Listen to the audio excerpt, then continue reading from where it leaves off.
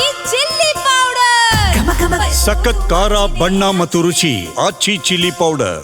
ಅನೇಕ ಬಿಜೆಪಿ ನಾಯಕರು ಮಾತಾಡ್ತಾ ಇದ್ದಾರೆ ಈ ವಿಚಾರದಲ್ಲಿ. ಈಗ ನಾವು ಅದೇ ಕೇಳ್ತಾ ಇದ್ದಿದ್ದು. ಆಗ ದಿವ್ಯ ಮೌನ, ಆವಾಗ ಏನಿದೆಯೋ ಗೊತ್ತಿಲ್ಲ ಅನ್ನೋ ಡೌಟ್ಫುಲ್ ನೇಚರು. ಈಗ ಪಬ್ಲಿಕ್ ಟಿವಿ ವರದಿಯ ಬಳಿಕ ಕೂಡ ಒಂದಷ್ಟು ಬಿಜೆಪಿ ನಾಯಕರು ಮಾತಾಡಿದ್ದಾರೆ. ಧರ್ಮಸ್ಥಳ ವಿರುದ್ಧ ಷಡ್ಯಂತ್ರ ನಡೆದಿರೋದು ಸಾಬೀತಾಗಿದೆ.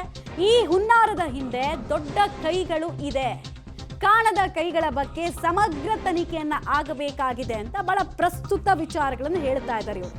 SIT ಸಂಪೂರ್ಣ ತನಿಖಾ ವರದಿಯನ್ನ ಕೊಡ್ಲಿ, ಷಡ್ಯಂತ್ರ ಮಾಡಿದವರ ವಿರುದ್ಧ ಸರ್ಕಾರ ಕ್ರಮ ಕೈಗೊಳ್ಳಿ ಅಂತ ಕೂಡ ಆಗ್ರಹಿಸ್ತಾ ಇದ್ದಾರೆ CT ರವಿ ಅವರು.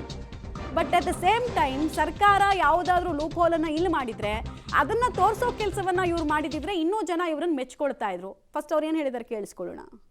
ನಮ್ಮ ಜೊತೆ ಮಾಜಿ ಸಚಿವರು ಶಾಸಕರಾದಂಥ CT ರವಿ ಇರೋದರೆ, ಬನ್ನಿ ಮಾತಾಡ್ಸೋಣ.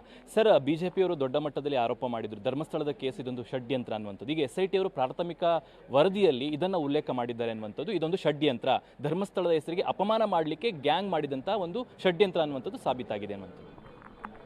ನಾನು ಇನ್ನೂ ಆರಂಭ ದಿನಗಳಲ್ಲಿ ಆಪಾದನೆ ಅಷ್ಟೇ ಮಾಡ್ತಿದ್ದರು ಮಾಧ್ಯಮಗಳಲ್ಲಿ, SIT ರಚನೆಯೇ ಆಗಿರಲಿಲ್ಲ. ಆ ಸಂದರ್ಭದಲ್ಲೇ ಇದೊಂದು ಷಡ್ಯಂತ್ರ ಅಂತ ಹೇಳಿದೆ. ಧರ್ಮಸ್ಥಳದ ಹೆಸರಿಗೆ, ಧರ್ಮಾಧಿಕಾರಿಗಳ ಕುಟುಂಬಕ್ಕೆ ಮತ್ತು ಧರ್ಮಸ್ಥಳದ ಬಗ್ಗೆ ಶ್ರದ್ಧಾಭಾವನೆಯನ್ನು ಇಟ್ಕೊಂಡಿರ್ತಕ್ಕಂಥ ಭಕ್ತರ ಮನಸ್ಸಿನಲ್ಲಿ ಗೊಂದಲವನ್ನು ನಿರ್ಮಾಣ ಮಾಡೋದಕ್ಕೆ ಮಾಡಿರ್ತಕ್ಕಂಥ ಷಡ್ಯಂತ್ರ ಅಂತಕ್ಕಂಥ ಮಾತನ್ನು ಅವತ್ತೇ ಹೇಳಿದ್ದೆ.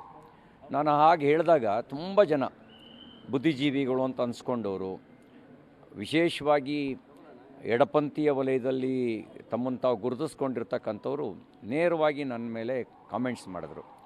ಕಾಮೆಂಟ್ಸ್ ಮಾಡಿ ನಾವೇ ಏನೋ ತಪ್ಪು ಮಾಡ್ತಿದ್ದೀವಿ ಅನ್ನೋ ರೀತಿ, ಅರ್ಥ ಬರೋ ರೀತಿಯಲ್ಲಿ ಮಾತಾಡಿದ್ರು. ಅವ್ರಿಗೆ ಕೇಳಕ್ಕೆ ಬಯಸ್ತೇನೆ, ಈಗ ಏನು ಹೇಳ್ತೀರಿ? ಇದೊಂದು ಷಡ್ಯಂತ್ರ. ಅವತ್ತೂ ಗೊತ್ತಿತ್ತು ನಮಗೆ, ಇವತ್ತೂ ಅದನ್ನು ಹೇಳ್ತಾ ಇದ್ದೀವಿ. ಆದರೆ ಸರ್ಕಾರಕ್ಕೆ ಆಗ್ರಹ ಮಾಡ್ತಾನೆ, ಷಡ್ಯಂತ್ರ ಮಾಡಿರುವವರು ಹಿಂದ್ಗಡೆ ಇರೋರು ಯಾರು? ಅವ್ರಿಗೆ ಹಣಕಾಸಿನ ನೆರವು ಕೊಟ್ಟವ್ರು ಯಾರು? ಡೆಲ್ಲಿನಲ್ಲಿ, ಸುಪ್ರೀಂ ಕೋರ್ಟ್ನಲ್ಲಿ, ಬೆಂಗಳೂರಿನಲ್ಲಿ ದೊಡ್ಡ ದೊಡ್ಡ ವಕೀಲರನ್ನ ಇಡೋದಕ್ಕೆ ಹಣಕಾಸಿನ ನೆರವು ಕೊಟ್ಟವ್ರು ಯಾರು? ಅವ್ರ ಉದ್ದೇಶ ಏನು? ಅದನ್ನು ಬಹಿರಂಗಪಡಿಸಿ, ಅದನ್ನು ತನಿಖೆ ನಡೆಸಿ. ಧರ್ಮಸ್ಥಳ ಅಂತಂದರೆ ಒಂದು ವೈಯಕ್ತಿಕವಾಗಿರುವಂಥ ಇಂಡಿವಿಜುವಲ್ ಕೇಸ್ ಅಂತ ಪರಿಗಣಿಸಬೇಡಿ. ನೀವು ನೋಡಬೇಕಾಗಿರೋದು ಕೋಟ್ಯಾಂತರ ಜನ ಇಟ್ಟಿರೋ ಶ್ರದ್ಧೆ, ಭಕ್ತಿಯ ಭಾವನೆ, ಅದನ್ನು ಭಂಗಗೊಳಿಸಬೇಕು ಅಂತ ಮಾಡಿರೋ ಷಡ್ಯಂತ್ರ. ಅದು ಕೇವಲ ಯಾರೋ ಒಬ್ಬರೋ ಇಬ್ಬರೋ ಮಾಡಿದ್ದಾರೆ ಅಂತ ಅನಿಸೋದಿಲ್ಲ. ಇದ್ರ ಹಿಂದ್ಗಡೆ ಒಂದು ಸಂಘಟನೆ, ಅದ್ರ ಹಿಂದ್ಗಡೆ ಒಂದು ದುರುದ್ದೇಶ, ಅದ್ರ ಹಿಂದ್ಗಡೆ ಒಂದು ಪಿತೂರಿ ಇದ್ದೇ ಇದೆ. ಈ ಎಲ್ಲವೂ ಕೂಡ ಬಹಿರಂಗ ಆಗಬೇಕು. ಅದನ್ನು ಬಹಿರಂಗಪಡಿಸಿ ಅಂತ ನಾನು ಆಗ್ರಹಿಸ್ತೇನೆ. ಮತ್ತು ಸೋಷಿಯಲ್ ಮೀಡಿಯಾ ಕಾಮೆಂಟ್ಸ್ ಹಾಕಿದ್ದಕ್ಕೆ ಎತ್ಕೊಂಡೋಗಿ ಅರೆಸ್ಟ್ ಮಾಡೋ ನೀವು, ಈ ಪಿತೂರಿ ಮಾಡಿರುವವ್ರನ್ನ ಬಂಧಿಸಿ ಎಷ್ಟು ಜನರನ್ನ ಜೈಲಿಗೆ ಕಳಿಸಿದ್ರಿ? ಎಷ್ಟು ಜನರನ್ನು ಜೈಲಿಗೆ ಕಳಿಸಿದ್ರಿ? ನೀವು ತಿಮ್ರೋಡಿಯನ್ನು ನೀವು ಇನ್ನೂ ಪೂರ್ಣ ಪ್ರಮಾಣದ ತನಿಖೆಗೆ ಒಳಪಡಿಸಲಿಕ್ಕೆ ಸಾಧ್ಯ ಆಗಲಿಲ್ಲ. ಇದ್ರ ಹಿಂದ್ಗಡೆ ಇರುವಂಥ ನೆಟ್ವರ್ಕು, ಈ ಮುಂಬೈಗೆ ಹೋಗಿದ್ದ ಅಂತ ಹೇಳ್ತಾರೆ, ಚೆನ್ನೈಗೆ ಹೋಗಿದ್ದ ಅಂತ ಹೇಳ್ತಾರೆ, ದೆಹಲಿಗೆ ಹೋಗಿದ್ದ ಅಂತ ಹೇಳ್ತಾರೆ. ಅಲ್ಲಿ ಯಾರ್ಯಾರನ್ನು ಭೇಟಿ ಮಾಡ್ದ, ಅಲ್ಲೇನು ಚರ್ಚೆ ನಡೀತು, ಅದರೆಲ್ಲದರ ಸಮಗ್ರ ಮಾಹಿತಿ ಬೇಕಲ್ಲ. ಕೆಲವರು ಬ್ಯಾಂಕು ಖಾತೆ ನೇರವಾಗಿ ಹಣ ಬ್ಯಾಂಕಿನಿಂದ ಬಂದಿದೆ ಅಂತ ಹೇಳ್ತಾರೆ. ಅದೇನೋ ಅನ್ನೋದು ಪತ್ತೆ ಆಗಬೇಕಲ್ಲ. ಈ ಎಲ್ಲ ಪತ್ತೆ ಆಗಬೇಕು. ಹಾಗಾಗಿ ಸಮಗ್ರ ತನಿಖೆ ಆಗಬೇಕು ಅಂತ ಆಗ್ರಹಿಸ್ತೇನೆ. ಸರ್, ಈಗ SIT ಪ್ರಾಥಮಿಕ ತನಿಖಾ ವರದಿಯಲ್ಲಿ ಈ ರೀತಿಯಾದಂಥ ಉಲ್ಲೇಖಗಳ ಅಂಶಗಳು ಉಲ್ಲೇಖ ಆಗಿದೆ ಅಂತ ನೀವು ಹೇಳಿದಾಗೆ ಯಾರ ಮೇಲೂ ಕೂಡ ಸರ್ಕಾರ ಕ್ರಮ ತೆಗೆದುಕೊಳ್ಳುವಂಥ ಪ್ರಯತ್ನಗಳನ್ನು ಮಾಡಿಲ್ಲ. ತನಿಖೆ ಹೆಸರಲ್ಲಿ ಸುಮ್ಮನೆ ಬಿಟ್ಟಿದ್ರು. ಈಗ ನಿಮಗೆ ಪ್ರಬಲವಾಗಿ ಸದನ ನಡೀತಾ ಇದೆ, ಒಂದು ಕಡೆ SIT ರಿಪೋರ್ಟ್ ಈ ರೀತಿ ಸಬ್ಮಿಟ್ ಆಗ್ತಿದೆ. ಇದೆಲ್ಲ ಒಂದು ಕಡೆ ಸರ್ಕಾರವೂ ಕೂಡ ಇದರಲ್ಲಿ ಹಿನ್ನಡೆ ಅನುಭವಿಸ್ತಾ ಈ ಒಂದು ತನಿಖೆಯ ವಿಚಾರವಾಗಿ ಅಂತ ಅನ್ಸುತ್ತೆ. ಸರ್ಕಾರ ಒಂದು ರೀತಿಯ ಮೂರ್ಖತನದ ಪರಮಾವಧಿಯನ್ನು ಪ್ರದರ್ಶನ ಮಾಡ್ತು. ಆರೋಪ ಮಾಡುವವರ ಹಿನ್ನೆಲೆಯನ್ನು ಪರಿಶೀಲನೆ ಮಾಡದೆ, ಅದರ ಸತ್ಯಾಸತ್ಯತೆಯನ್ನು ತಿಳ್ಕೊಳ್ದಲೇ SIT ರಚನೆ ಮಾಡ್ತು. SIT ರಚನೆ ಮಾಡಿದ್ದು ಮಾತ್ರ ಅಲ್ಲ, ನೀವು ಮೊದಲ 15-20 ದಿನದ ಸುದ್ದಿನ ತೆಗೆದು ನೋಡಿ. ಬುರ್ಡೆ ಗ್ಯಾಂಗು, ರೋಚಕ ಕತೆಗಳು, ದಿನಕ್ಕೊಂದೊಂದು ಕತೆಗಳು. ಒಬ್ಬಳು ಹೇಳ್ತಾಳೆ, ನನ್ನ ಮಗಳೇ ನಾಪತ್ತೆ ಆದ್ಲು, ಅನನ್ಯ ಭಟ್ ಅಂಥೇಳಿ ಮೆಡಿಕಲ್ ಓದ್ತಾ ಇದ್ದವಳು ಧರ್ಮಸ್ಥಳಕ್ಕೆ ನಾಪತ್ತೆ ಆದ್ಲು. ಅವಳು ಹೆಣನಾದರೂ ಕೊಡಿಸಿ ಅವಳಿಗೆ ಕ್ರಿಯಾಕರ್ಮ ಮಾಡಿ ಸದ್ಗತಿ ದೊರಕೋಂಗೆ ಮಾಡ್ತೀನಿ ಅಂದರೆ ನೋಡೋರಿಗೆ ಸತ್ಯ ಅಂತ ಅನ್ನಿಸ್ಬೇಕು. ನಂಬುವ ರೀತಿಯ ಕತೆಗಳು. ಆಮೇಲೆ ಪುಂಖಾನುಪುಂಖವಾಗಿ ನಾನು ಅಷ್ಟು ಹೆಣ ಹೂತಿದ್ದೇನೆ, ಇಲ್ಲಿ ಹೂತಿದ್ದೇನೆ, ಅಲ್ಲಿ ಹೂತಿದ್ದೇನೆ ಅಂತೇಳಿ ಹೇಳಿ ಅವನು ಚಿನ್ನಯ್ಯ ಕೊಟ್ಟ ಹೇಳಿಕೆ, ಆ ಹೇಳಿಕೆಯನ್ನು ಆಧರಿಸಿ ರೋಚಕವಾಗಿರುವ ಸ್ಟೋರಿ. BBC ಅಂತ ಅಂತಾರಾಷ್ಟ್ರೀಯ ಸುದ್ದಿವಾಹಿನಿಯೂ ಕೂಡ ಇದನ್ನೊಂದು ರೋಚಕವಾಗಿ ಬಿಂಬಿಸುವಂಥ ಕೆಲಸ ಮಾಡ್ತು. ಅಂದರೆ ಇದರ ಹಿಂದ್ಗಡೆ ಒಂದು ವ್ಯಾಪಕ ಪಿತೂರಿ ಇತ್ತು. ಕಾರಣ ಇಷ್ಟೇ, ಆರೋಪ ಮಾಡುವವರಿಗೆ ಯೋಗ್ಯತೆ ಇಲ್ಲದೆ ಇದ್ದರೂ ಕೂಡ ಯಾರ ಮೇಲೆ ಆರೋಪ ಮಾಡಿದ್ರು ಅವರು ಸಮಾಜದ ಪ್ರತಿಷ್ಠಿತ ಆಗಿದ್ದಾರೆ. ಮತ್ತು ಕೋಟ್ಯಾಂತರ ಜನ ಅವರ ವ್ಯಕ್ತಿತ್ವವನ್ನು ಗೌರವಿಸುವ ಜನ ಇದ್ದಾರೆ. ಅವರ ಒಂದು ಭಾವನೆಗೆ ಧಕ್ಕೆ ತರಬೇಕು, ವ್ಯಕ್ತಿತ್ವಕ್ಕೆ ಮಸಿ ಬಳಿಬೇಕು. ಧರ್ಮಸ್ಥಳದ ಬಗ್ಗೆ ಒಂದು ಧಾರ್ಮಿಕ ಶ್ರದ್ಧೆಯ ಜೊತೆಗೆ ಜೋಡಿಸ್ಕೊಂಡಿದ್ದಾರೆ.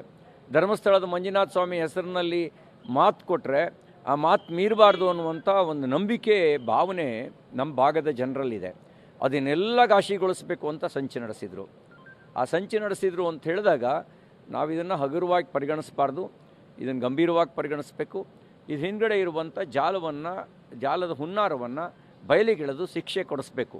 ಹಾಗಾದಾಗ ಮಾತ್ರ ಸರ್ಕಾರ ತನ್ನ ಕರ್ತವ್ಯವನ್ನು ನಿರ್ವಹಿಸಿದೆ ಅಂತ ಅನಿಸುತ್ತೆ.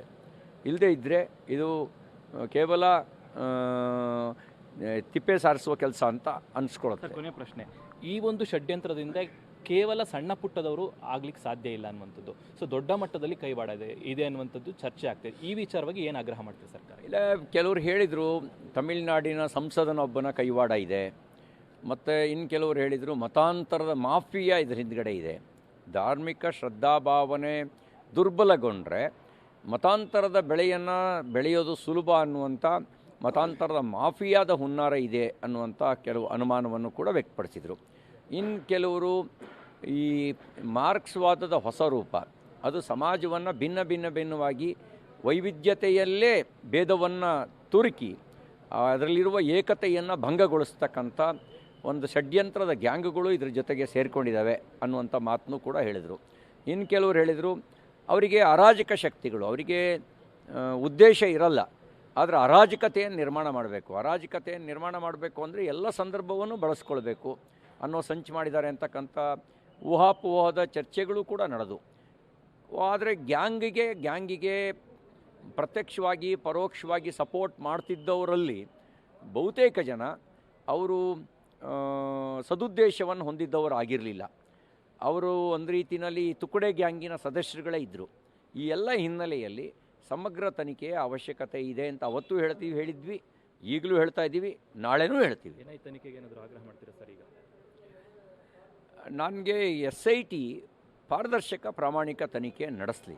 ಆ ತನಿಖೆಯ ವರದಿ ಕೈ ಸೇರಿದ ನಂತರ ಮತ್ತೇನು ಮಾಡಬೇಕು ಅನ್ನೋದನ್ನು ತೀರ್ಮಾನಿಸ್ತೀವಿ. Thank you so much sir. ಇದಿಷ್ಟು CT ರವಿಯವರ ಮಾತು. ಕ್ಯಾಮರಾಮನ್ ಗಣೇಶ್ ಜೊತೆ ಶ್ರೀನಿವಾಸರಾವ್, ಪಬ್ಲಿಕ್ TV, ಬೆಳಗಾವಿ.